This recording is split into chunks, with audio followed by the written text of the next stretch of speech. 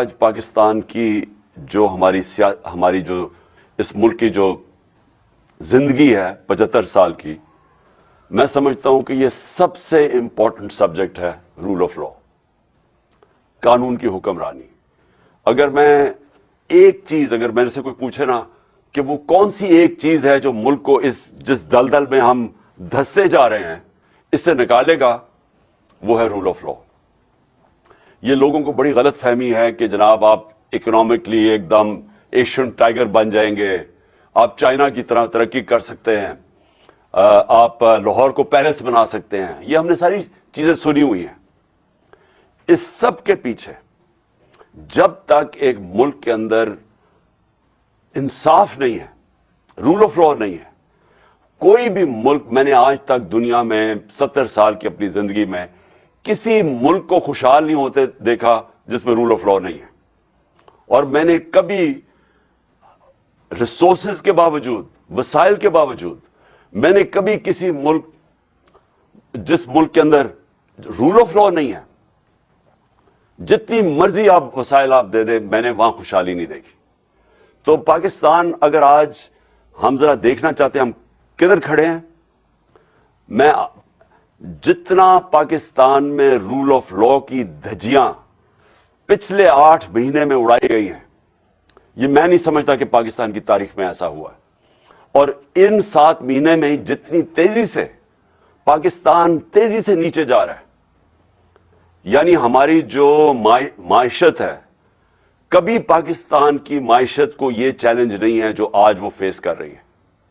ہمارے ملک، جو چھوڑیں کہ پاکستان کے لوگ کیا کہہ رہے ہیں، پاکستان کے لوگ، جو بزنس کمیونٹی وہ کیا کہہ رہی ہے، کسان کیا کہہ رہا ہے، بزنسز، مزدور، کوئی بھی طبقہ لے لیں وہ آج کیا کہہ رہا ہے، وہ سب آج خوف زدہ ہیں۔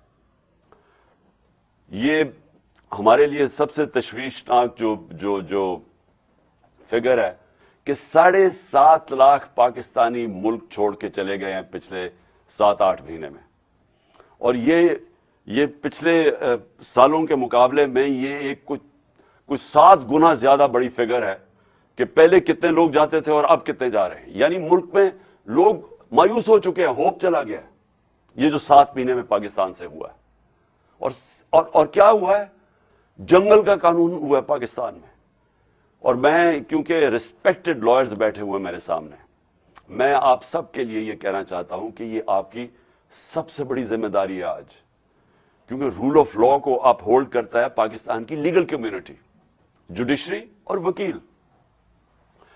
صرف آپ ایک چیز دیکھ لیں کہ جس طرح وہ لوگ جن کے اوپر پرانے کیسز کرپشن کے بنے ہوئے تھے، ہمارے دور کے نہیں بنے ہوئے تھے کیسز، ہمارے دور میں تو صرف ایک ٹی کیس تھا شہباز شریف کے اوپر، اور ایک FIA میں جو اس نے نوکروں کے نام پہ ان کو اور ان کے بچوں نے 16 ارب روپے کے نوکروں کے نام پہ پیسے لیے تھے اور وہ پھر ہضم کر لیے تھے۔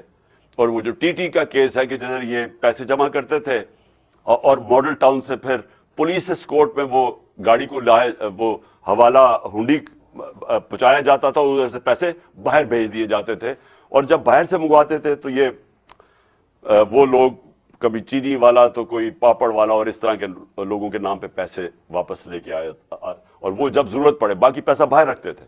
وہی آصف زرداری کا جو فیک بینک اکاؤنٹس کا کیس ہے، ایگزیکٹلی وہ دونوں وہ ایک ہی ہے۔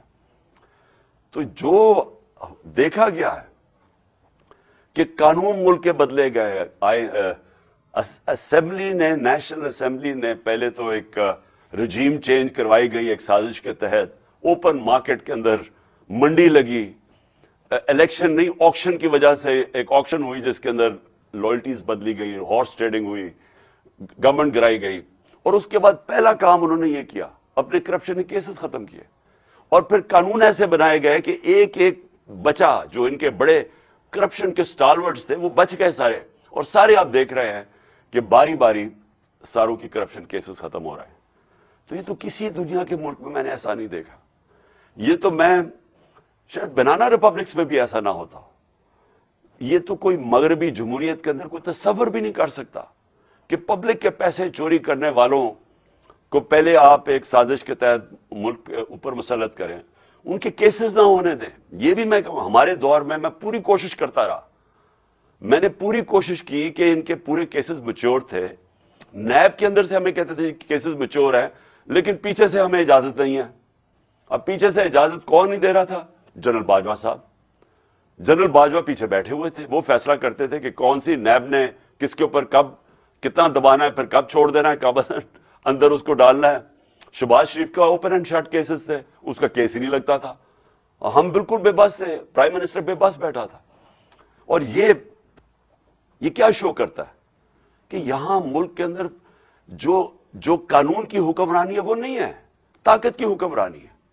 اور یہ اس سے صرف یہی نہیں ہے کہ اس وقت ملک کے وہ بڑے بڑے کرمنلز باہر پھر رہے ہیں اور ملک کے اوپر بیٹھے ہوئے اور فیصلے کر رہے ہیں, اپنے کیسز بھی بچا رہے ہیں, اور ملک کی اکانومی نیچے چلی گئی اور یہ اوپر ان کی سارے کیسز معاف ہو گئے ہیں اور باقی بھی بیٹھے ہوئے آنے کے لیے. یہ کسی بھی ڈیموکریٹک سوسائٹی میں, آج اگر آپ چائنا کو کہتے ہیں چلے جی چائنا مغرب کہتا ہے کہ وہ ڈیموکریٹک سوسائٹی نہیں ہے, لیکن پریزیڈنٹ شی جن پنگ نے 450 وزیروں کو 7-8 سالوں کے اندر اس نے جیلوں میں ڈالا ہے کرپشن پہ. تو اگر یہ اتنا بڑا ایشو نہیں تھا تو کیوں وہ جو بھی ملک آگے بڑھ رہا ہے وہ کیوں اتنا کرپشن کے اوپر کیوں اتنی وہ زور لگاتے ہیں کہ طاقتور کرپٹ لوگوں کو قانون کے نیچے لے کے آئیں؟ کیونکہ یہی ایک سکسیس ہوتا ہے ایک معاشرے کی, جس کو لیول پلئنگ فیلڈ کہتے ہیں. کیوں ہمارے پاکستان کے یہاں سے, میں نے اپنے ساتھ بہن جب پہلی دفعہ برطانیہ گیا 1971 میں, تو مجھے یاد ہے لیبر جاتی تھی پاکستان کی وہاں, اور ہر تھوڑے 5-6 سال کے بعد وہ پہلے مزدوری شروع کرتے تھے, پھر وہ اپنی کوئی دکان کھول دیتے تھے, اور دیکھتے دیکھتے وہ بزنس مین بن جاتے تھے. تو پاکستان میں کیوں نہیں وہ کر سکتے تھے؟ کیونکہ وہاں قانون ہے, وہاں لوگوں کے پاس رائٹس ہیں, ان کا جو قانون انصاف کا نظام ہے ان کو پروٹیکٹ کرتا ہے. ہمارے لوگوں کو پروٹیکٹ کرتا ہے جو کہ وہاں کی شہری بھی نہیں تھے, جو مزدور تھے. کیوں یہاں سے لوگ کوشش کر کے امریکہ جاتے ہیں اور ویزا لے کے جاتے ہیں؟ وہاں کوئی پیسے تو نہیں بانٹ رہا, کیونکہ وہاں کا جو سسٹم ہے وہ لیول پلئنگ فیلڈ دیتا ہے. رول آف لا شہریوں کو لیول پلئنگ فیلڈ دیتا ہے, ایک جینوئن انٹرپرینرز کو اوپر آنے کی موقع دیتا ہے. وہاں خوشحالی اس لیے ہوتی ہے, جو بھی ملک خوشحال ہوتا ہے اس کے اندر موقع ملتا ہے لوگوں کو پیسہ بنانے کے لیے, محنت کش کو ریوارڈ ملتا ہے, اس کو پیسہ, اس کی محنت کا اس کو پھل ملتا ہے. لیکن جب ایک سسٹم ڈسٹارٹ کیا جاتا ہے, طاقت کی حکمرانی ہوتی ہے, وہ کبھی بھی دنیا کی تاریخ کے اندر کبھی وہ ملک پروگریس نہیں کر سکتا. ہمارے جو نبی صلی اللہ علیہ وسلم نے مدینہ کی ریاست میں غربت کی انتہا تھی شروع میں, لیکن سب سے پہلے رول آف لا قائم کیا کہ میری بیٹی بھی چوری کرے گی تو سزا ملے گی. اور تمہارے سے پہلے بڑی قومیں تباہ ہوئی جو طاقتور کے لیے ایک قانون تھا اور کمزور کے لیے دوسرا تھا. تو مجھے آج اپنی لیگل کمیونٹی سے اپیل کرنی ہے. میں آپ سے یہ اپیل کرتا ہوں اپنے ملک کی خاطر کہ دیکھیں آپ کو اپنی ذمہ داری پوری طرح نبھانی پڑے گی. یہ جو پاکستان میں ہو رہا ہے, یہ جنگل کا قانون, یہ وہ بن گیا پاکستان میں جنگل کا قانون, اور آپ کے سامنے ہو رہا ہے کہ سارے چور اوپر آ کے بیٹھ گئے ہیں.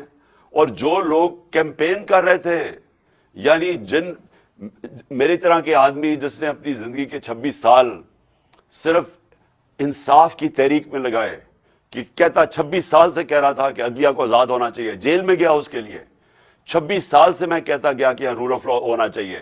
یہ جو لوگ چوری کر کے اپنے آپ کو قانون کے اوپر بٹھا دیتے ہیں, یا وہ کہ جو کوئی ادارہ اپنے آپ کو قانون کے اوپر سمجھتا ہے, یہ کبھی بھی ملک ترقی نہیں کر سکتا. اور یہ میں نے میری یہ 26 سال کی یہ میری جدوجہد تھی, اور 3.5 سال جب میں گورنمنٹ میں بیٹھا تھا تب بھی میں اس کے اوپر پورا جدوجہد کرتا گیا. جب میں کہتا گیا کہ میں این آر او نہیں دوں گا. این آر او کا مطلب کیا ہے؟ این آر او دینے کا مطلب یہ ہے کہ آپ وہ لوگ جنہوں نے پبلک کا پیسہ چوری کیا ہے, آپ اپنی کرسی بچانے کے لیے, کیونکہ وہ آپ کو بلیک میل کر رہے ہیں, آپ ان کو معافی دے دیں, جو جنرل مشرف نے کیا تھا اور اس بار جنرل باجوہ نے کیا.